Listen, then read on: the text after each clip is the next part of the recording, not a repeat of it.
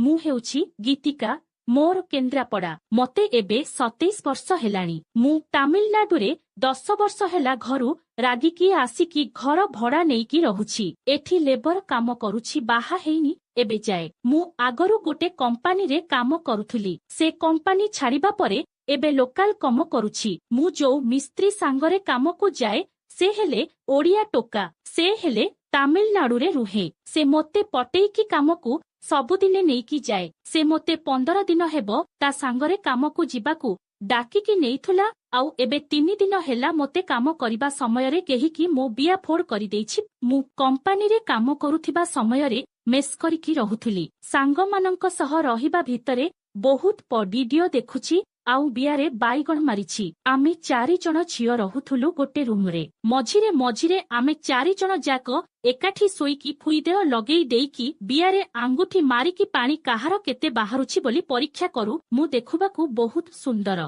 आगरु जणंकु भल पाउथुली से बाहा न हेईकी मते गेहिबाकू कहिला बोली मु मना करिबारु मते छाड़ी देईकी पळेइला मु कंपानीरू किछि कारणरू बाहारी पडिबारु पैसा दरकार हेला त एबे लेबर कामकू आसीछि 15 दिन हेब मु जेउ मिस्त्री सांगरे आसीछि से पूरा टोकाटा देखिबाकू गोरा आउ डेंगा हेइकी भल पाठ हेले पढ़िछि मु ताको पटेइकी केमिति ता सह घर नेइकी रहिबाकू प्लान करिकी आसीथिली किंतु से मोते 15 दिन भितरे केहिकी मो बिया कणा फिटेई देला प्रथमे मो सह से कथा हेबारु मु ओडिया बोली जानिकी मो उपरे से इशारा पकेइला तापरे धीरे धीरे मु ताकू मोते काम दरकार बोली कहिबारु से मोते ता सह जिबाकू कहिला मु ता सह कामकू सेइथु गली 10 दिन हेबो कामकू जिबा भितरे मु हेले टिके ता सहित गोटे घरे रहिबा चक्कर रे ता सह बहुत मिसिगली सबुदिने मोते से काम करिबा समय रे मो दूधकू देखुथिला मु नई पडिला बेलकू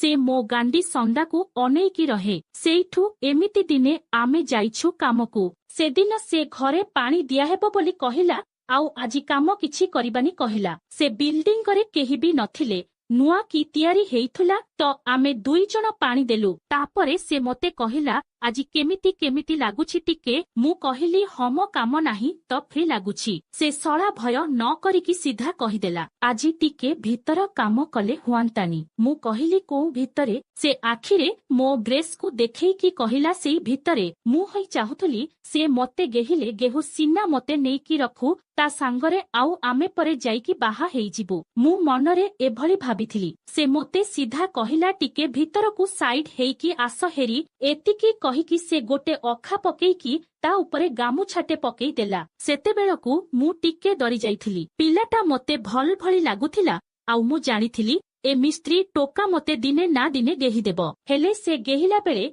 मोर कुआडू कण हेइजिबो बोली मु टिके डरुथिली मु कहिली कष्ट हेबो मते से कहिला नाई रे बाबा किछि हेबनी धीरे धीरे खाली जीव आसीबो मु कण मनीष नुहम ना कण मु तापरे कहिली भितरे रही जीव जदी आरे मु रखले सीना रहिबो नहेले काहीकी रहिब मु सेइथु मने मने भाबिली घर छाड़ीकी आसीछि तो जाहा हेले करिबाकू पड़िबो से मोते कुंढेईकी धरिकी नेईकी तळे सुआई देला तापरे से मो उपरे सोई पड़िकी ता लुंगी न खोलिकी मोते कुंढाईकी सोइला आउ बांडकू मो बिया सीधा घसी घसी मते हिट कला से मो ड्रेस को कांध तळकू खसेई देईकी दूधकू भिडिकी ब्रा भितरु बाहर कला तापरे अट्टा चकटिला भली मोड़ी मोड़ीकी दूधकू चिपिला आउ चुचुमी चलिला 23/08/8:30 PM बिकी सत कहिबाकू गले मु बहुत सेकी झियोटे मो देहरे हाथ मारिला माने मो बियारू पानी निगिड़ी पड़े सेते बेलकू मो बिया हेले पानी गड़ेईकी मते सलसल करई चलिला मु हेले गिहा गेहिरे मजिगली आउ गांडी पिचाकू टेकिकी बियाकू ता बांड सीधा घसेई हेली सेइठो से मो उठकू कामुड़ीकी पाटीरे लाल सालुबालु करिकी ता लुंगी टेकी देईकी चडीकू खोलिकी साइड को पकेई देला पाटीरू कळे हेबो छेप आंगुथिरे आनिकी बियारे मारिकी बियाकू आंगुथिरे केंची चलिला मु आ हेईकी आख बंद करिकी छाती को फुलेई चलीथिली से ता बांडरे हेले छेप कळे हेबो आनिकी मारिला तापरे घण घण करिकी बांड को बियारे सेट करिकी जेमिति पसेइला बिया भूसकिला मेलेई हेइगला से बांड को थरकरे ठेलिकी बियार मूल पयत पसेइथिला बांड जाईकी मो नाही मुंडरे बाजिला परि लागिला पुणी बाहर करिकी पुणी पसेइला एमिति भूसभास करिकी ପଶୁଥାଏ ଆଉ ବାହାର କରୁଥାଏ। ମୋ ବିଆରେ ମୁଁ ବାଇଗଣ ପଶେଇକି ଆଗରୁ ବିଆର ସିଲ୍ ଖୋଲି ଦେଇଥିଲି। ମୁଁ ବାଇଗଣ ଆସ୍ତେ ଆସ୍ତେ ପଶୁଥିଲି ହେଲେ ବାଣ୍ଡ କଣ ଧୀରେ ପଶୁଥିଲା ନା ବାଣ୍ଡ ପୁରା ଆମ୍ବୁଲ ସୁରା ଭଳି ବିଧାକୁ ଚିରିକି ଭିତରେ ପଶୁଥିଲା। ମୁଁ ଡହ ହେଇକି ଗୋଡରେ ତାକୁ ନଦୀକି ଧରିଲି। ସେ ମୋ ନାହିଁକି ବୋଲି ବାଣ୍ଡ ପଶେଇକି ଗେହି ଚାଲିଲା। ମୁଁ ପିନ୍ଧିଥିବା ଡ୍ରେସକୁ ଆଣ୍ଠୁଯାଏ ଖସେଇକି ସେ ଗେହୁଥିଲା। ସେ ଜୋରେ ଜୋରେ ଗେହିଲା ବେଳକୁ ବେଳେବେଳେ ବାଣ୍ଡ ଟାଣି ହେଇକି ଖସି ପଡ଼ିଲା ବେଳକୁ ମୁଁ ହାତରେ ଧରିକି ବିଆରେ ଗଳେଇ ଦେଉଥିଲି। ଥରେ ବାଣ୍ଡ ଖସିଗଲା ଯେ ସେ କହିଲା ଡି ହାତରେ ବିଆକୁ ମେଲେଇକି ରଖୁନ୍ ସାଇଜରେ ପଶିବ ଆଉ କାଟିବନି। ମୁଁ ଦହ ହେଇକି ବିଆକୁ ଫେଡା କରିକି ଦୁଇ ହାତରେ ଧରିଲି। ସେ ଗେହି ଗେହି ବିଆକୁ ନାଳୁଆ କରିଦେଲା। ବିଆରୁ ପାଣି ସପ ସପ ବହୁଥାଏ। ବିଆରୁ କଚ କଚ ସାଉଣ୍ଡ ହଉଥାଏ। ସେ 15 ମିନିଟ୍ ଲଗାତର ଗେହିଲା। ମୋ ବିଆରୁ ପାଣି କେତେବେଳେ ବାହାରି ସରିଲାଣି ମୁଁ ଜାଣିନି। ସେ ସେମିତି ଲଗାତର ଗେହୁଥାଏ। ଗେହି ଗେହି ବିଆକୁ ଗରମ କରିଦେଲା। ବିଆ ଭିତରଟା ମୋତେ ଯେମିତି ଝରେଇଲା ଭଳି ଲାଗିଛି। ସେ ଆଉ ଗେହି ପାରିଲାନି। ହେଇକି ଗେହିବା କମ କରିଦେଲା। ଧୀରେ ଧୀରେ ଗେହିକି ମୋତେ ଜାବୁଡ଼ି ଧରିକି ବିଆରେ ବାଣ୍ଡକୁ ପଶେଇକି ରଖୁଥାଏ। ଆଉ ଆମେ ହାଲିଆ ହେଇଗଲୁ ଆଉ କୁଣ୍ଢେଇକି ସେମିତି ପଡ଼ିଥିଲୁ ସେ ଘର ଭିତରେ।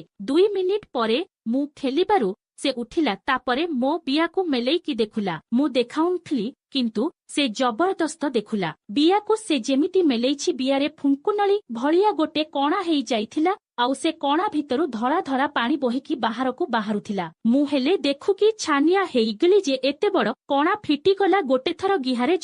ସେ ମୋତେ ଯଦି ଗୋଟେ ମାସ ଗେହିବ ତାହାହେଲେ ବିଆ ପୁରା ପୋଲା କରିଦେବ। ତାପରେ ସେ ଶାନ୍ତି ହେଇକି ପିନ୍ଧିଲା। ମୁଁ ହେଲେ ପାଣିରେ ବିଆକୁ ଧୋଇଲି। ମୁତିକି ବିଆରୁ ସବୁ ଅଠା ବାହାର କଲି। ତାପରେ ମୁଁ ଜାଣିପାରିଲି ଯେ ସାଙ୍ଗମାନଙ୍କ ସହ ବାଇଗଣ ପଶେଇଥିବାରୁ ଆଜି ବିଆ ବହୁତ ଢିଲା ହେଇଯାଇଛି।